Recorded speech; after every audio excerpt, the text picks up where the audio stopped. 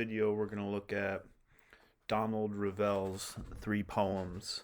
So if you see the note here, I think this is important.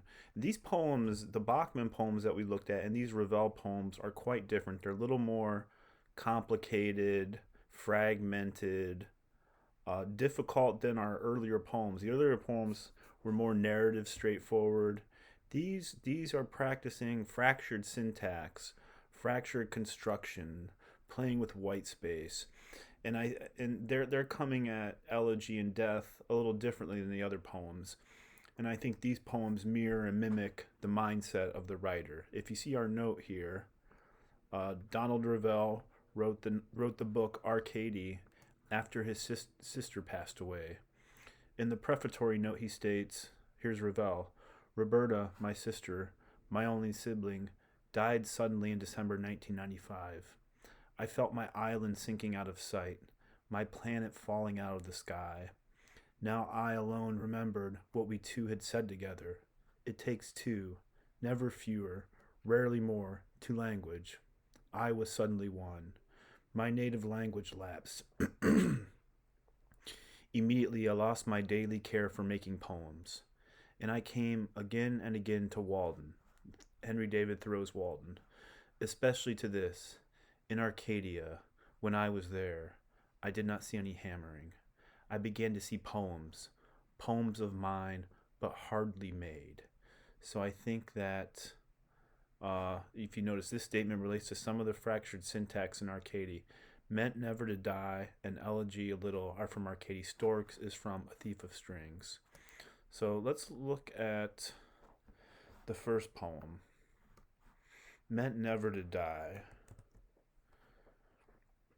You can see this just fractured syntax, the white space here.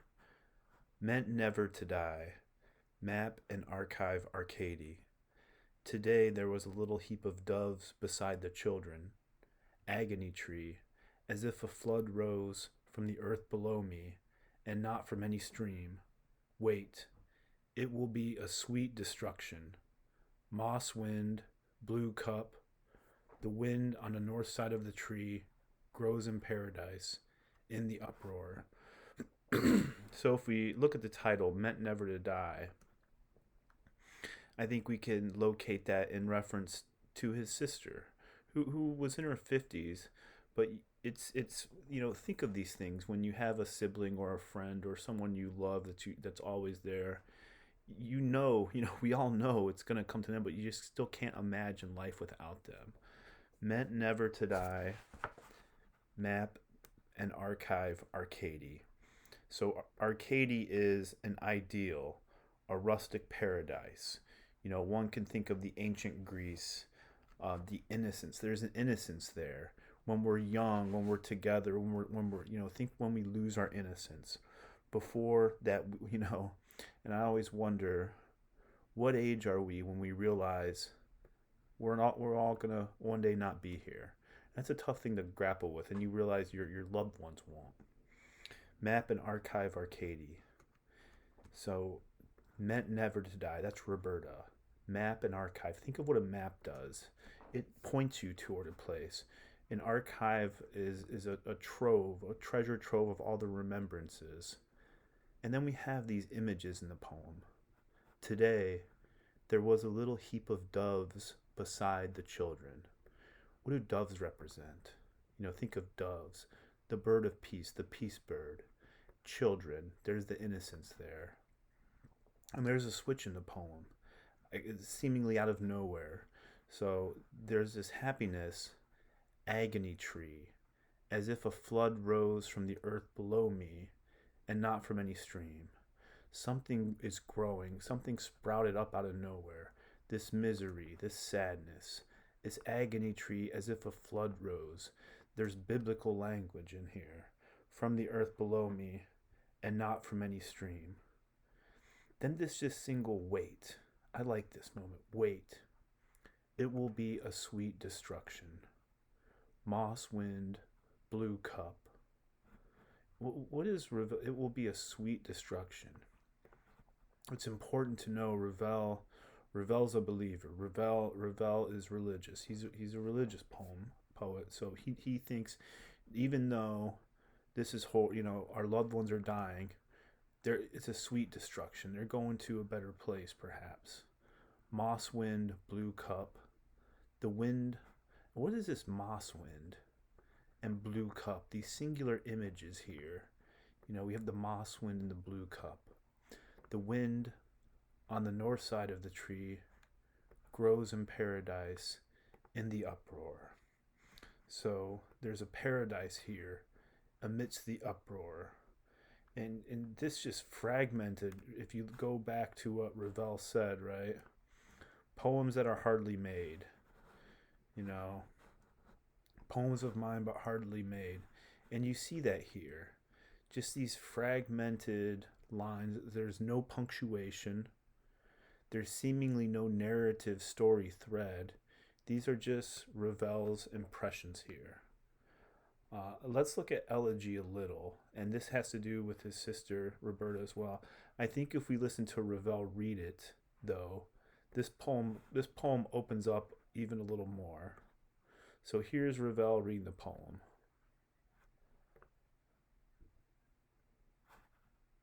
This audio poem is a production of poetryfoundation.org.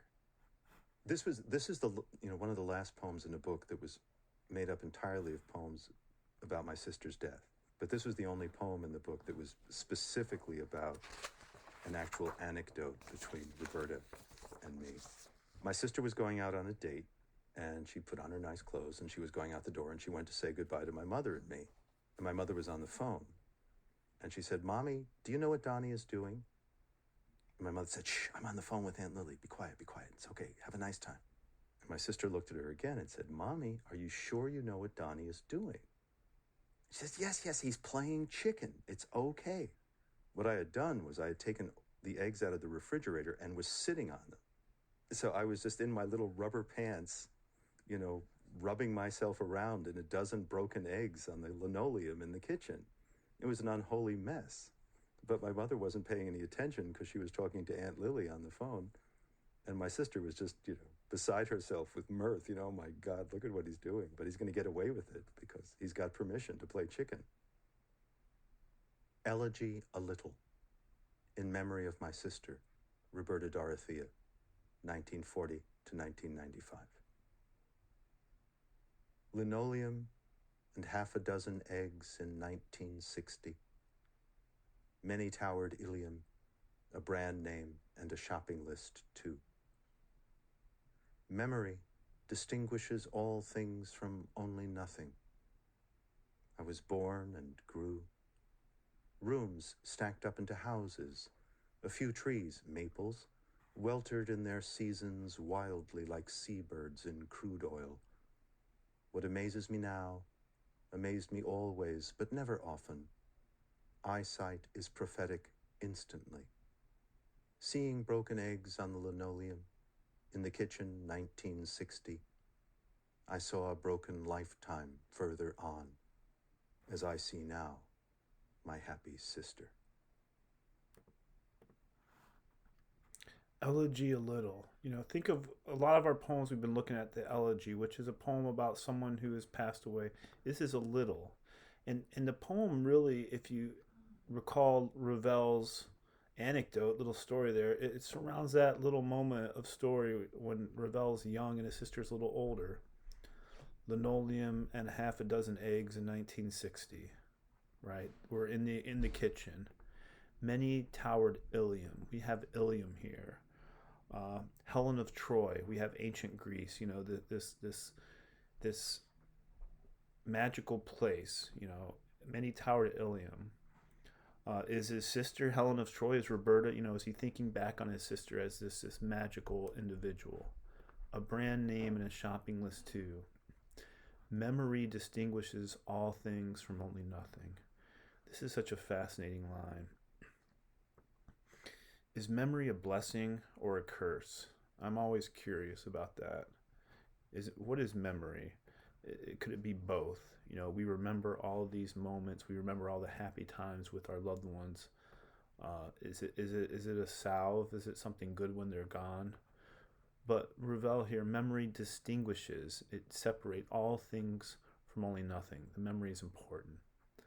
I was born and grew, rooms stacked up into houses, a few trees, maples, weltered in their seasons, wildly like seabirds in crude oil. What amazes me now amazed me always, but never often. Eyesight is prophetic instantly. Eyesight. Are we brought back? We zoom back to that moment, and it's fascinating. Think of a memory from childhood that's so vivid. You can just go back to that time and place. It's like you're there. You can feel things, smell things, the texture, the taste. Broken eggs, you know, Revell is transposed back to that moment. Seeing broken eggs on the linoleum in the kitchen, 1960. I'm back here. He's back there. I saw a broken lifetime further. Is this him now going back then, but looking now and seeing all the pain and sorrow of life? It is, right? One thing, nobody gets out of life without going through sorrow, sadness, and pain. But it ends, though, on, as I see now, my happy sister. It seems like a simple line, but I think it's doing a lot of complicated work. I see now my happy sister. So we're back in the kitchen, 1960. But then is Revell also now in the present? His sister has passed along. And Revell, there's heaven. Revell believes in heaven. Whether you do or not. I don't a lot of time. But it's funny, one of those things. Revell's one of my favorite poets, and he's a believer. But we get the double vision here. Revell seeing the sister back in 1960, and then now. He knows where she's at now, where the poem is both sorrow and a happy memory. It's elegy a little. So, you see with the fractured and cracked, it's doing all these works. Let's quickly read, because I don't want these videos to go too long. I really like Storks. We're not going to close read it too much. I just love the language and the ending. Storks. Reading. I find myself praying for animals 100 years gone, and more sometimes, and yes, a few men. In cathedral towns, choirs of children gathered to sing to heal the white storks ailing in the steeples. In ancient Rome, it was illegal to pay one's lawyer. Cicero, for example, the money would corrupt the advocacy. Singing to the sick birds heals them with a charm. I mean, as in the Old English, charm. Bells charming over the hayfields, finches charming in the trees. The children's song is human, but unconcerned with the affairs of men.